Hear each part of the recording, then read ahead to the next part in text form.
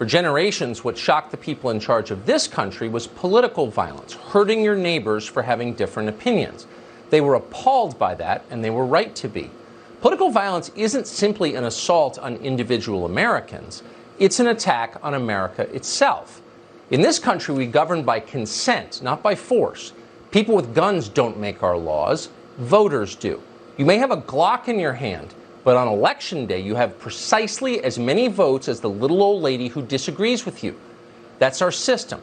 The weak are supposed to have as much power over the government as the strong. And that is the basis of our equality as Americans, something that we should cherish and protect. Political violence immediately short-circuits this. It ends democracy. Violence instead returns us to the most primitive of all systems, one in which might makes right.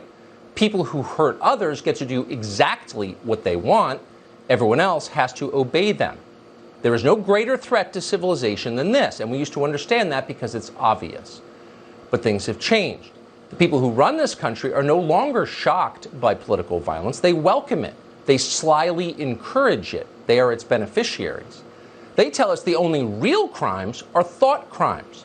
It's okay to set fires or smash strangers in the face with 2x4s. So long as you are chanting the correct slogans. If you're on the right team, everything is allowed.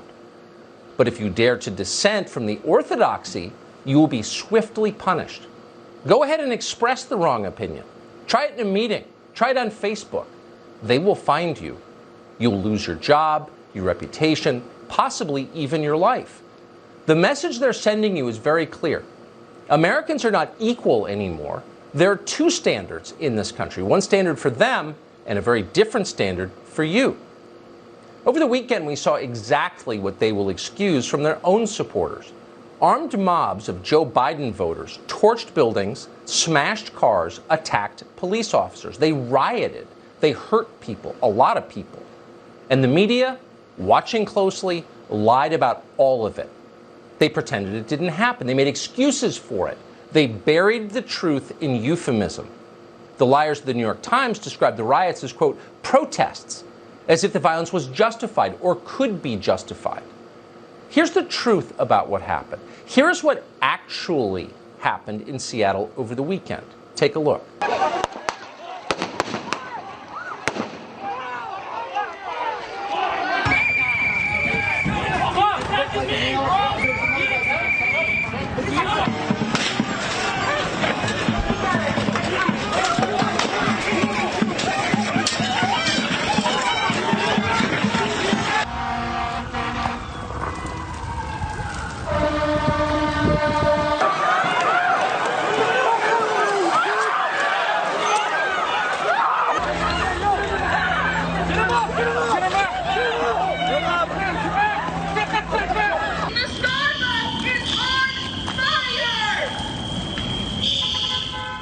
Protests. No, these were not protests.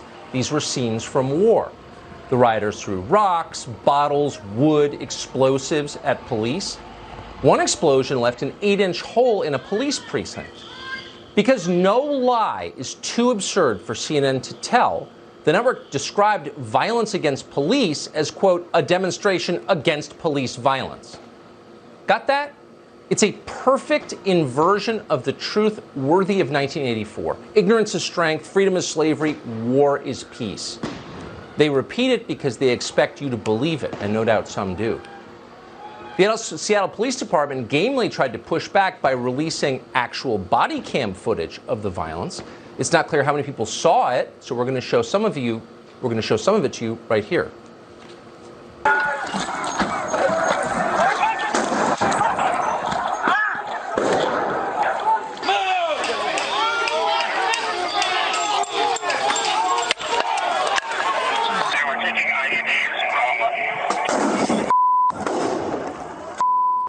A total of 59 police officers were injured in this demonstration against police violence. CNN would like you to believe they attacked themselves. They did not. Not in Seattle, not anywhere. In Oakland, mobs with helmets and shields attacked a police station. They shot cops with fireworks. They set fire to a courthouse. Here are pictures of it.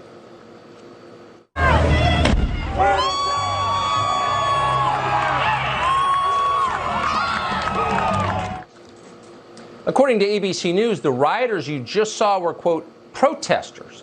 They burned the courthouse, quote, after a peaceful demonstration intensified. Oh, intensified. Just like the World Trade Center collapsed when a commercial airline flight intensified. It's remarkable.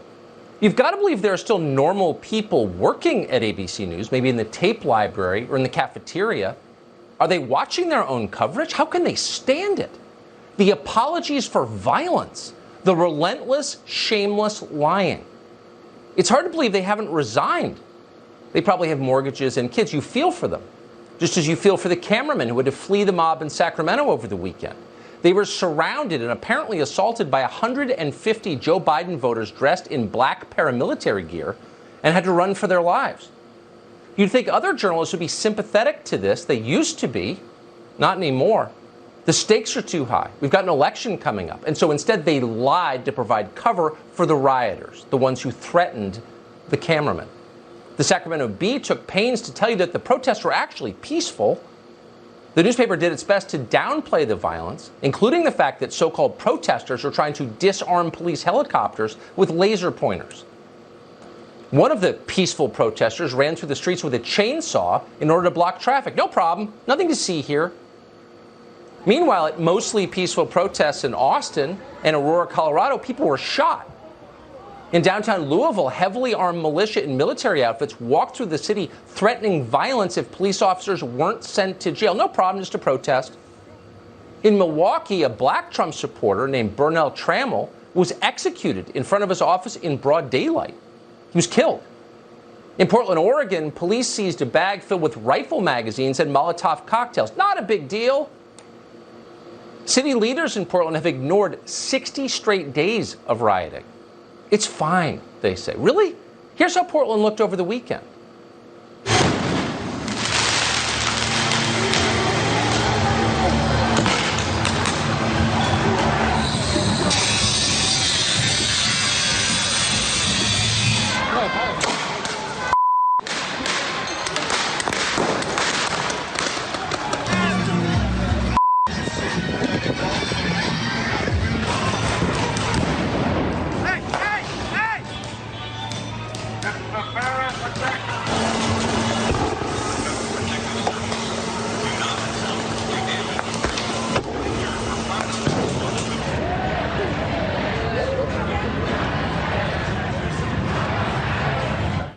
This isn't fine. It's not normal. It's not a protest. These aren't children.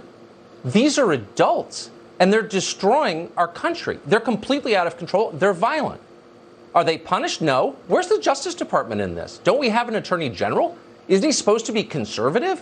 Why are we allowing this? Chad Wolf runs the Department of Homeland Security. Wolf, whatever you think of him, has been one of the very few officials in Washington who seems to notice that any of this is happening. He sent federal law enforcement to Portland to keep the mob from burning down the federal courthouse there, which the mob does not own. It's federal property. They have no right to torch it. It's not theirs. It's ours. For doing that, for being one of the very few to actually push back a little bit, he was punished. The mob came to Chad Wolf's home yesterday, and they threatened him and his family. And they didn't do it subtly. There wasn't subtext. They said it out loud on camera. Watch. We must make social consequences for these men and women. Yeah. We must make it uncomfortable for them. We will not be good Germans. We are angry neighbors. Yeah. This man lives here quietly and is able to live just like us. Oh, he's starting to figure out why the Department of Justice isn't actually doing anything, why they haven't frog marched the leaders of Antifa in front of the camera, why they haven't stopped this stuff. Why they're acting like they're powerless. Maybe they don't want mobs like this in front of their houses. Maybe mob violence works. We must make it uncomfortable for them, she says, in a megaphone. What does that mean? Well, we don't need to guess, because we just spent all weekend watching what it means. Here's the contrast that we should never forget. Things change so quickly you imagine things have always been this way, but they haven't. There's a presidential election a few months from now. If you disagree with what Chad Wolf has done, you get to vote against Chad Wolf's boss, and Chad Wolf would be out of a job. That's the way we used to do it when this was a democracy, but not anymore.